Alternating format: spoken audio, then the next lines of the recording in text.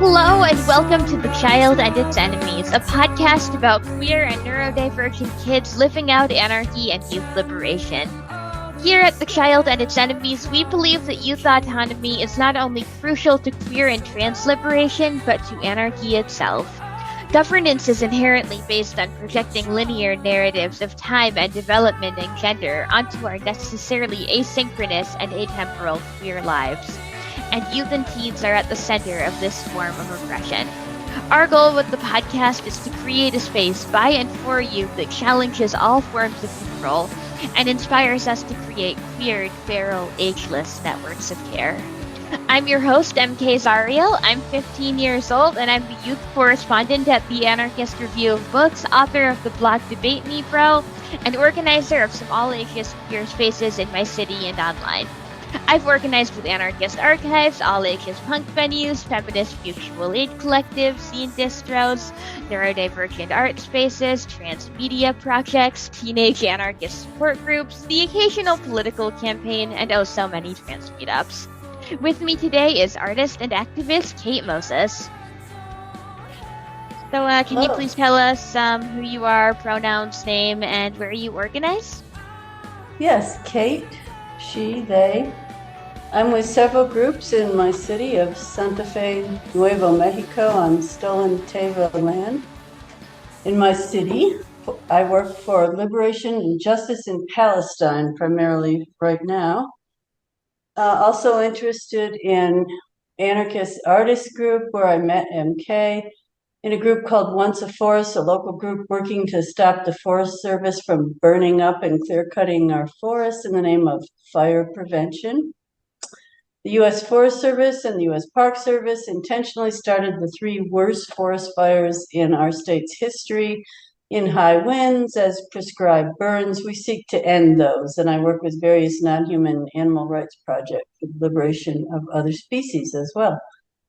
So you founded a program for unhoused and unstably housed kids and families at a public school in your city that serves mostly Spanish-speaking immigrants. I'm so curious what it's been like for you to organize for housing and immigration justice within this fundamentally statist education system we live in. Do you view your organizing as changing compulsory education from the inside or as expropriating its resources and resisting it in a more overtly anarchic way? Neither, really. I work quietly in the ruptures of the system's web in a cave beneath the system. Our program, called the CASA program, exists in a space between the state public education system, the nonprofit NGO structure, and anarchy. I'm literally in a cave, a partially walled off hallway in a public school that many people do not know exists. I feel like so many anarchists can relate to that alienation of not being in any system, nor being overtly publicly against it, and kind of just existing in spaces that statism doesn't touch. And I feel like that's a lot about what being queer and trans is like too, how we don't really fit neatly into any gendered box or statist ideology. So, can you talk a bit more about this program and how youth are involved in supporting one another to access housing? Yes, it's youth-centered, youth need-driven. Every public school in the U.S. state is required under McKinney-Vento law to provide equity for unhoused and unstably housed youth. I mention the law only because you should be aware of it in advocating for equity. However, the public education system is inherently inequitable, rooted as it is in capitalist linear narratives of development, gender, and success. So we have to support and take care of one another in accessing housing and other needs. Youth bring their needs and their comrades, and we work together to meet those needs. Youth sometimes share housing, and I figure out ways to pay for it outside of the state shelter and foster care systems, which we know do not serve the needs of youth. We work together to identify and remove barriers to equity, housing, and transportation. The priority is to put direct material assistance and decision-making power in the hands of youth with as few strings attached as possible. Youth decide what will be available in the food bank in our cave. Anyone of any age can access the food bank. Parents, school employees, and community agencies are involved to the degree that youth want that. This ethic of mutual aid is so inspiring and exactly what adult solidarity with kids and teens can look like. Rather than a hierarchical parenting dynamic or like a conditional form of care based on obedience, people with adult privilege can provide us material support and emotional care as equals and inspire us to build networks of care with one another that really not only serve youth in terms of our material needs, but empower us. So, speaking of hierarchy and lack thereof, you self describe as a recovering former academic. How has that background shaped your journey as an organizer in a society with compulsory education? Do you think there's any way that academia can be liberationist, or is it inherently ageist? Good questions. I worked as a low-wage teacher in public universities for about 10 years, and I was offered tenure in a place I did not want to live, and it felt like a death sentence. So I chose life outside of the system and eventually found my way to serving youth in a 7th through 12th grade school. I attended a radical student-centered alternative public high school, so I knew that the possibility for doing youth-centered advocacy might still exist. And probably in the back of my mind, that was my model. I was lucky to have had that. Can academia be youth liberationist? That possibility does exist, but student organized mutual education networks that include trades learning probably offer more possibility. Higher education is about class-based exclusion and student debt loan sharking. It's more about those things than ageism, I think. Roughly 75% of college teachers in the US are adjuncts, low-wage workers who qualify for food stamps and other public assistance and are burdened with huge course loads. They're generally not young. Students living in poverty and those working to support their immigrant families are largely denied access to higher education or saddled with huge debt.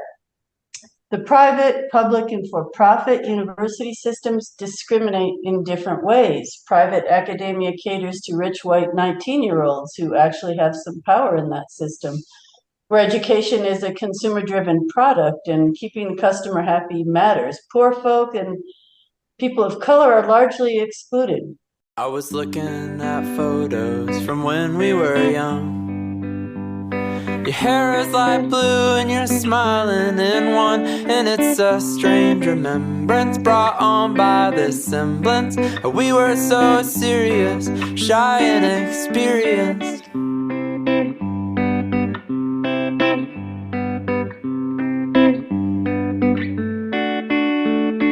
Oh, so unsure of ourselves, making mistakes without anyone's help. And I thought of the ways I remember you well. Some sweet recollection of redwoods and raspberry vines. Boys you wrote postcards to numerous times. The uncertainty then, like some sentence of sin, punctuated by moments of tenderness when there were long conversations, sharing of beds, and walks home from swimming pools, giddy, impressionable, but distance grew up like the night. Decisions were silence or preemptive flight. Yeah, the queer kids I knew, we did tend to be shy. And your parents just couldn't get over their shit. They spoke of how all their ambitions were split, but they still let you in and tried to pretend.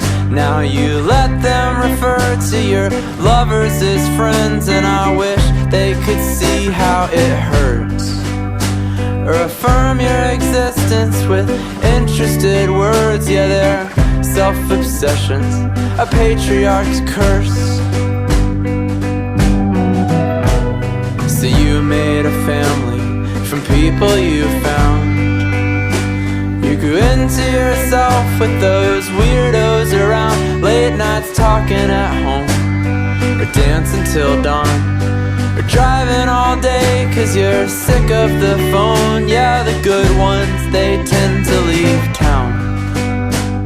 It helps to write letters and say come on down. Yeah, I'm so much better when you're around. And I think of you when I put on your old clothes. We don't talk all that often, whoever does, but I'll visit you soon and sing you a tune about finding a family somewhere in the ruins.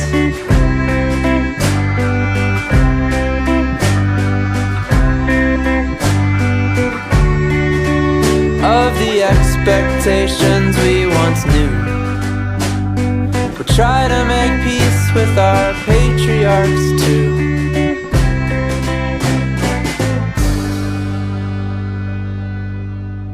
In state-run public universities, there's less class-based exclusion, but more state control and more possibility for student organizing, I think, and meaningful advocacy. For-profit colleges are the worst. They exist solely to defraud students and saddle them with debt. There is anti-teacherism on the part of the state, which is also invested in controlling youth. So we're kind of in this together to a certain extent. When students and teachers unionize and work together, there are possibilities, I believe, for liberation. So I love the emphasis on how issues of labor and capitalism and how teachers are treated really affects teenagers. Like the school system is full of people facing governance both through ageism and labor alienation.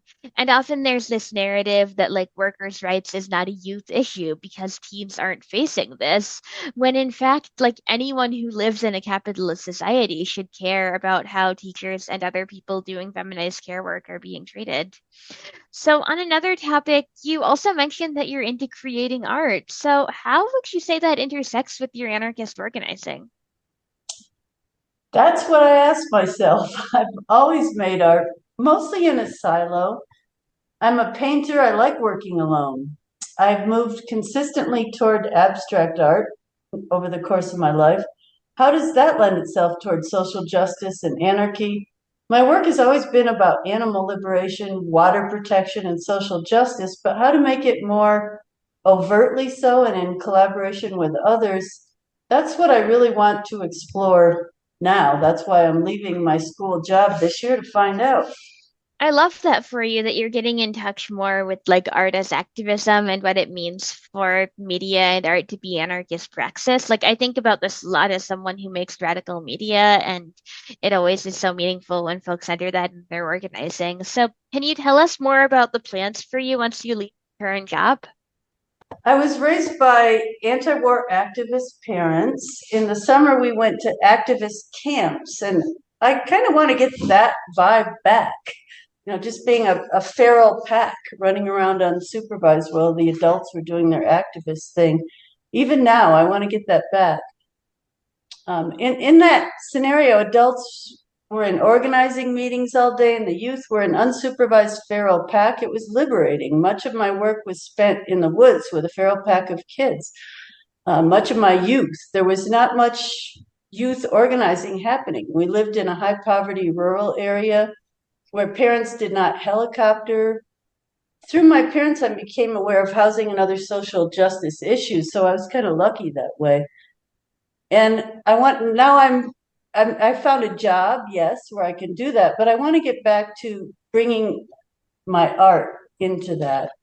I was frequently involved in street level activists as a kid, as a youth. One of my earliest memories is of ice cream cones melting down our hands while my little brother and I watched cops beat the hell out of our father. So I learned how to organize. We staged walkouts and protests in middle school over war and gender discrimination. I came to anarchism later. I'm still coming to it. And what I really want to figure out is how to bring that intersection, how to arrive at that intersection between the art I'm making, make it more in collaboration and have it serve the needs of anarchy and organizing. You sound so cool as a kid, and I'm so sorry your family faced that repression. Growing up targeted by the state can really radicalize a kid, and I see this in queer youth spaces all the time. Like when me and my friends are facing anti-trans legislation, and it's kind of impossible to believe in government after being denied gender-affirming care, so we almost have no choice but to Hmm. build anarchic networks of care. And I love that you're still coming to anarchism. It really is this eternal, atemporal, iterative process, not a destination, isn't it? It is. It is. So, when you were a kid, what would have made organizing spaces more accessible for you? That's a great question. I mean, at first I wanted to say the notion that that was even possible for children and youth and the internet, and to some degree those are true. But we were organizing and enacting mutual aid even then without having the words to call it that. I mean, that's what happens organically when you're running around the woods with a feral pack of kids. I love that vision of youth liberation so much. The autonomous organizing and the ungovernable nature of youth and the inherent jouissance of it all. Thank you so much for voicing this. So, on that note, what advice would you have for kids and teens who want to get into housing advocacy or art? I probably get a lot more good advice from youth than I than I give, but if I had to give advice, make art every day if you can, whenever you can, withhold judgment of it, read and learn about other youth advocates, strategies, and right now read David Wojnarowic's "Close to the Knives." That's what I'd advise.